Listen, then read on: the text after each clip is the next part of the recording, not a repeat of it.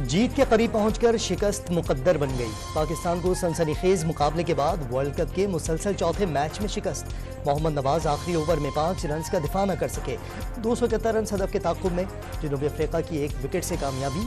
Aiden Markram की 91 run की शानदार इनिंग। शाहीन शाफरीदी के 3, वसीम, ओसामा और हारिस रऊफ की 2-2 विकेटें। रायगा पाकिस्तान की 4 विकेटें लेने पर जनूबी अफ्रीका के तबरेज शमसी प्लेयर ऑफ द मैच करार। जनूबी अफ्रीका की आखिरी विकेट पर अंपायर का मुतनाज़ा फैसला। हारिस की गेंद पर LBW न दिया। रिव्यू के बावजूद फैसला बरकरार रखने पर कप्तान बाबर आजम का इजहार मायूसी। शायद वर्ल्ड कप में आगे जाने का मौका गंवा दिया। कप्तान का मैच के अख्ताम पर अच्छा न खेलने का एतराफ़। सनसनीखेज मुकाबले में दबाव का शिकार हुए जनूबी अफ्रीका के कप्तान का तबसरा। वर्ल्ड कप में पाकिस्तान से न जीतने का रिकॉर्ड टूटने पर मुसर्रत का इजहार। वर्ल्ड कप में मुसलसल शिकस्तों के बावजूद Pakistani batting line score board पर बड़ा मजमुआ न सजा सके। चेन्नई के मैदान में ओपनर अब्दुल्ला शफीक सिर्फ 9, इमामुल हक 12 रन बनाकर चलते बने। कप्तान बाबर आजम 50 रन बनाकर आउट। रिजवान का बल्ला भी 31 रन उगल सका। शादाब के 43 रन के बदौलत बमुश्किल 270 रन जोड़े जा सके। पूरी टीम 47वें ओवर में ही ढेर। कप्तान बाबर आजम से बार बार एक ही गलती, सबक पर भी न सीखा। 6 मैचेस में कम बेश एक ही अंदाज में क्रीज छोड़ना पड़ी। जनूबी अफ्रीका के तबरेज शमसी ने भी बाबर आजम की कमजोरी पकड़कर वार कर दिया। ओपनर इमामुल हक 6 में से 5 मैचेस में नाकाम। 179 गेंदों पर 162 रन बना पाए। इफ्तिखार के भी 6 मैचेस में सिर्फ 122 रन। जनूबी अफ्रीका के खिलाफ अहम मैच में शादाब खान के सर पर गेंद आ लगी। इंजरी के बाद डॉक्टर्स ने मैच खेलने से रोक दिया। ओसामा मीर को मुतबादिल के तौर पर टीम में जगह मिली। तो यार पाकिस्तानियों ने बड़ा जुल्म किया। आज तो यकीन करें इंतहा हो गई कसम से। सारी उम्मीदों पे पानी फेर दिया पाकिस्तानी टीम ने। बड़ा अरमान था, बड़ा दिल था, दिल में शौक था पाकिस्तानी टीम के लिए, लेकिन पाकिस्तान वालों ने बड़ा मायूस करा हमें बहुत अफसोस हुआ है जी पाकिस्तान आ रहा है। हमें बहुत उम्मीद थी कि पाकिस्तान जीतेगा, लेकिन खैर क्या कर सकते हैं, हार गया। वर्ल्ड कप में पाकिस्तान टीम की मुसलसल हार पर शायकीन क्रिकेट का गमो गुस्सा। बैटिंग लाइन को शिकस्त का जिम्मेदार करार दे दिया। टीम की सिलेक्शन पर भी सवालात। बेलगाम सेहूनी रियासत का गाजा पर अब तक का सबसे बड़ा फिजाई हमला। इलाके पर शदीद बमबारी से बड़े नुकसान का खदशा। टेली मवासलात का निज़ाम तबाह होने से गाजा में इंटरनेट और मोबाइल फ़ोन सर्विस बंद हो गई। 21 रोज़ा बमबारी से ख़वातीन और बच्चों समेत शहादतें 7400 से ज़ायद हो गईं। गाजा की 50% इमारतें मलबे का ढेर बन गईं। हमास और हिजबुल्लाह के भी इसराइली शहरों हिफा और तेल अवीव पर मिसाइल हमले। गाजा पर इंसानियत सोज इसराइली मजालिम दुनिया को दिखाने के लिए गाजा के सहाफ़ी पेश। अल जज़ीरा गाजा के ब्यूरो चीफ बमबारी में अपना खानदान खोने के अगले ही रोज़ ड्यूटी पर आ गए। गाजा में बमबारी से आग लगी है। दुख और तकलीफ के बावजूद ड्यूटी पर वापस फर समझा वाइल दो का पैगाम। शाम और इराक में फौजी अड्डों पर हमलों के बाद अमेरिका का मजीद 900 फौजी मशरक़ वस्ता भेजने का फैसला। पेंटागन ने मकसद अमेरिकी फोर्सेस की हिफाजत करार दे दिया।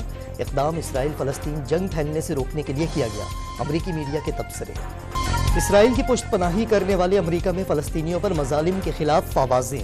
न्यूयॉर्क में एक बार फिर बड़ा मुजाहिरा। कनाडा के शहर मॉन्ट्रियल में यूनिवर्सिटी तलबा का एहतजाज। स्पेन के शहर बार्सिलोना में भी अवाम आलमी बिरादरी ज़मीर झंझोड़ते रहे। लंदन में इसराइल को असलहा फराहम करने वाली कंपनी के दफ्तर के बाहर मुजाहिरा।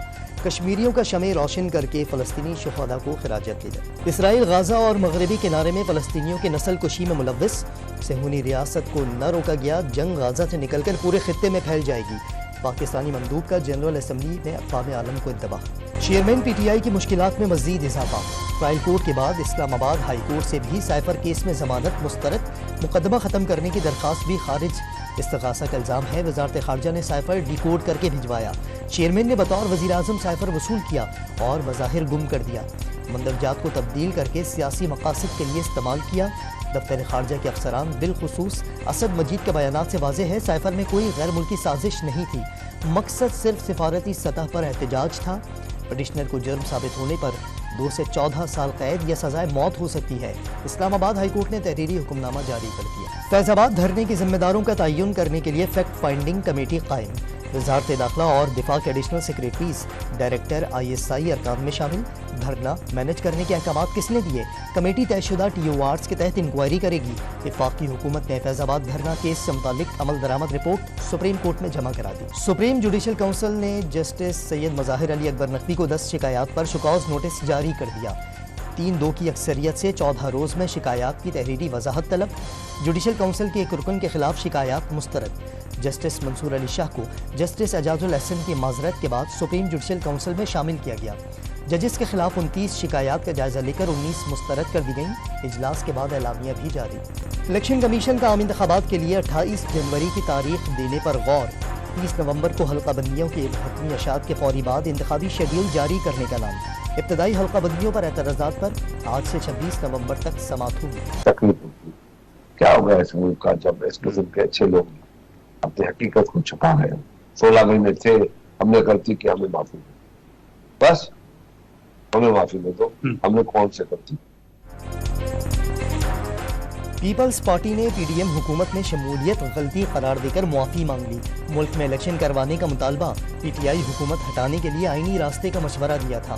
سینئر رہنما خورشید شاہ کی ڈان نیوز کے پروگرام دوسرا رخ میں گفتگو۔ لیگی رہنما خواجہ آصف پر حقیقت چھپانے کا الزام۔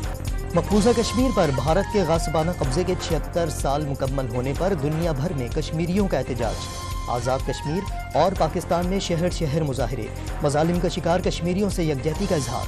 بھارت سے فوجیں واپس بلا کر کشمیریوں کو اقوام متحدہ کی قراردادوں کے مطابق حق خود ارادیت دینے کا مطالبہ۔ سینٹ میں کشمیریوں سے اظہار یکجہتی کی قرارداد متفقہ طور پر منظور۔ انسانی حقوق کی خلاف ورزیوں کی تحقیقات کے لیے انکوائری کمیشن بنانے کا مطالبہ۔ غیر قانونی تارکین وطن کی واپسی کی تاریخ میں توسیع نہ کرنے کا اعلان۔ 31 اکتوبر تک ہر حال میں پاکستان سے جانا ہوگا۔ نگراں وزیر داخلہ سرفراز بگٹی کا 2 ٹوک پیغام۔ گورنر سندھ سے ملاقات میں انخلا کے امور پر غور۔ پنجاب کابینہ نے بھی غیر قانونی تارکین وطن کے ڈیپورٹیشن پلان کی منظوری دے دی۔ زیر حراست افراد کے لیے لاہور میں 36 خصوصی مراکز قائم۔ اسلام آباد کے پوسٹ سیکٹرز میں سرکاری ملازمین کو گھروں کی جعلی الاٹمنٹ بے نقاب۔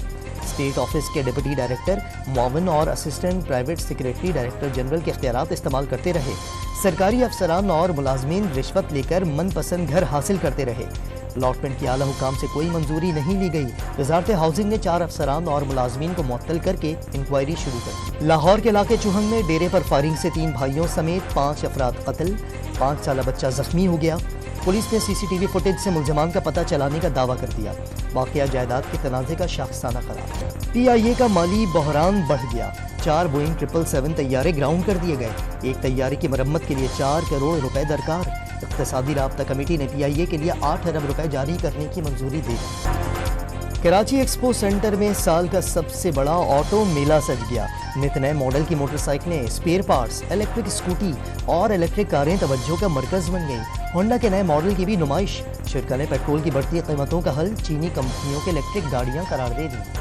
چائنا کی طرف سے الیکٹرک کار جو ہے وہ متعارف کروائی گئی ہے اور یہ دوسرے ملکوں کی نسبت بہت کم پرائس میں ہے۔ مجھے سب سے اچھی گاڑی یہ الیکٹریکل وہیکل لگی، مجھے اور کہیں نظر نہیں آئی ہے۔ اس کی سیٹس بہت کمفرٹیبل مجھے لگی اور یہ کہہ رہے ہیں کہ 1000 روپے میں 200 کلومیٹر جائے گی، مطلب میں حیدرآباد جا سکتا ہوں۔ رواں سال کا دوسرا اور آخری چاند گرہن آج رات 11:02 پر شروع ہوگا۔ 1:14 پر گرہن عروج پر ہوگا۔ اختتام رات 3:26 پر ہوگا۔ نایاب نظارہ پاکستان میں بھی کیا جا سکے گا۔ ایشیا، یورپ، آسٹریلیا، امریکہ، اٹلانٹک اور افریقہ کے شہری بھی نظارہ کر سکیں گے۔